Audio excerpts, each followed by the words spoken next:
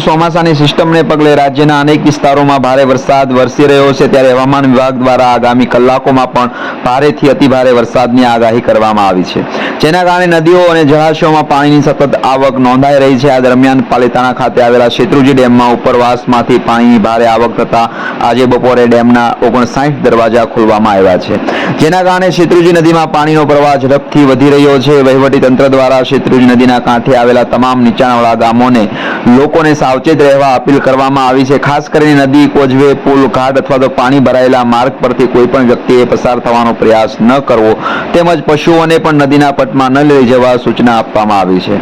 સ્થાનિકોએ માત્ર તંત્રની સૂચનાઓનું પાલન કરવું અને અફવાઓથી દૂર રહેવું જોઈએ। પરિસ્થિતિને ધ્યાનમાં રાખીને તંત્ર સતત નજર રાખી રહ્યું છે અને જરૂરિયાત મુજબ વધુ સૂચનાઓ જાહેર કરવામાં આવશે। નમસ્કાર।